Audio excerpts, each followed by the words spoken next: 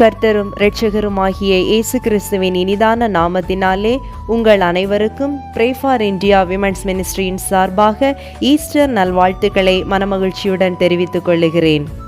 மரித்தேன், ஆனாலும் இதோ சதா காலங்களிலும் உயிரோடு இருக்கிறேன்.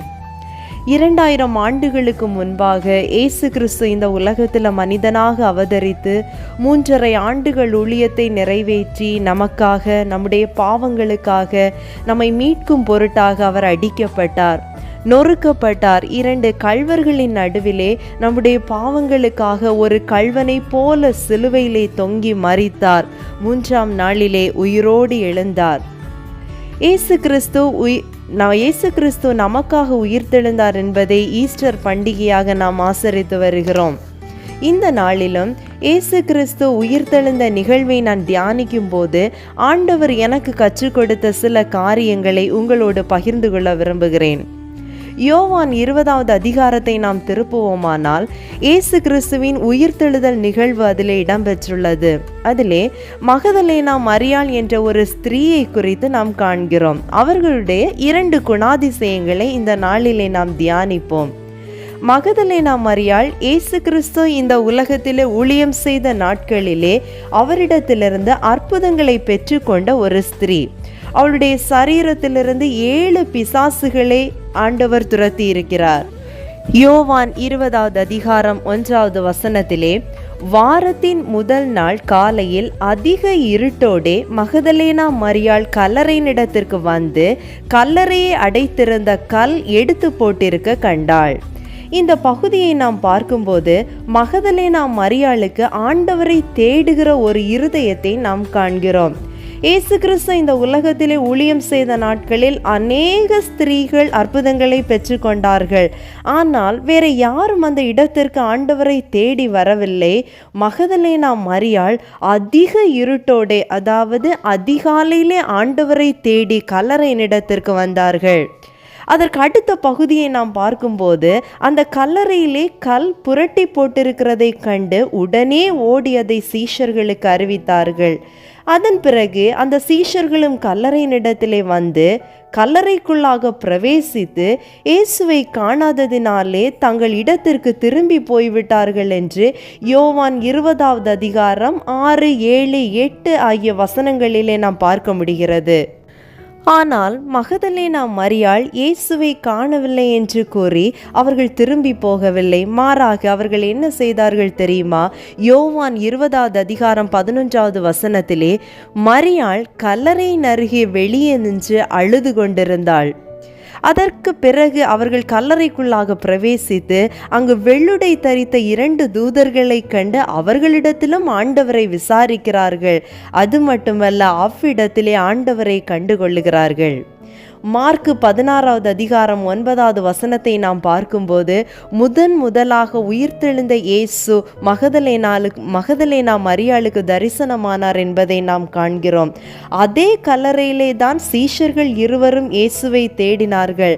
ஆனால் சீஷர்கள் இயேசுவை காணவில்லை. இயேசு அவர்களுக்கு தரிசனமாகவில்லை. ஆனால் மரியாளுக்கு இயேசு தன்னை வெளிப்படுத்த காரணம் என்ன? அவளுடைய தவிப்பு, அங்கலாய்ப்பு, ஆண்டவரை தேடுகிற அந்த இருதயம். மரியாளுடைய இருதயம் கலங்கினது நிமித்தமாக இயேசு தாமே வந்து அங்கு நின்றார்.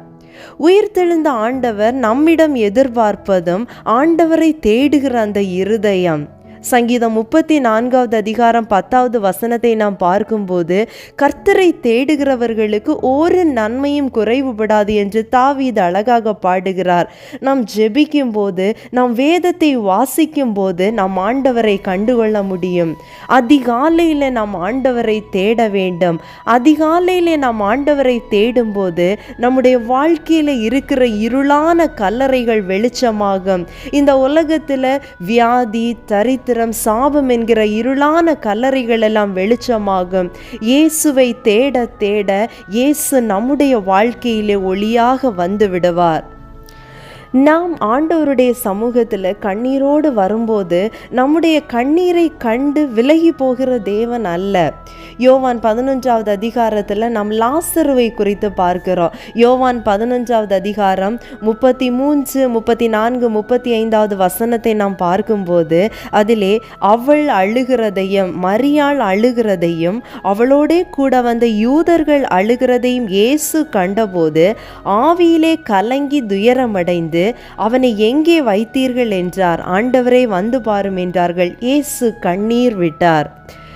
மரியாளின் கண்ணீரை கண்டு லாசருவை உயிரோடு எழுப்பின அதே தேவன் இன்றும் உயிரோடு இருக்கிறார்.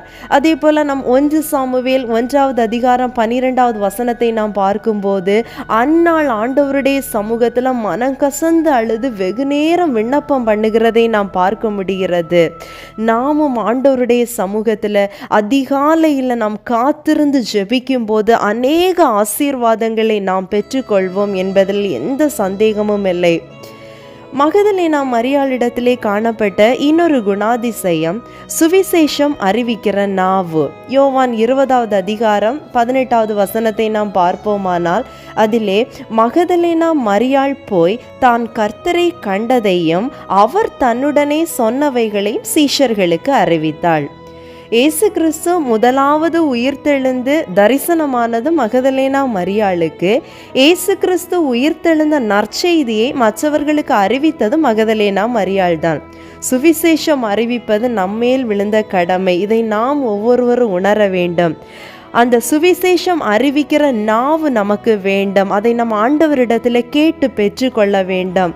நாம் ஆண்டவரிடத்திலிருந்து அநேக அற்புதங்களை நாம் பெற்றுக்கொள்ளும் போது அந்த அற்புதங்களையும் ஆண்டவருடைய மகத்துவங்களையும் நாம் மற்றவர்களுக்கு அறிவிக்க வேண்டும்.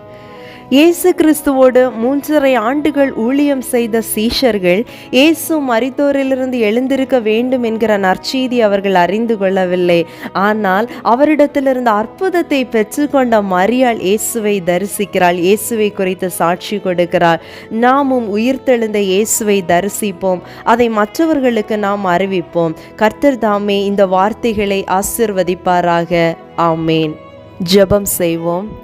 நேற்றும் இன்றும் மாறாதவராக இருந்து எங்களை அனுதினமும் காத்து வழிநடத்தி வருகிற எங்கள் அன்பு தெய்வமே, ஏசப்பா, அருமையான இந்த ஈஸ்டர் நாளிலே ஏசப்பா மகதலேனா மரியாளுடைய குணாதிசயங்களை நீர் எங்களுக்கு இந்த நாளிலே கற்றுக் கொடுத்ததற்காக உமக்கு நன்றி தகப்பனே.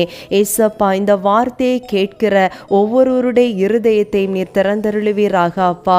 ஏசப்பா, இந்த வார்த்தையை கேட்கிற ஒவ்வொருவருடைய இருதயத்தையும் நீர் ஆளுகை செய்வீராக தகப்பனே.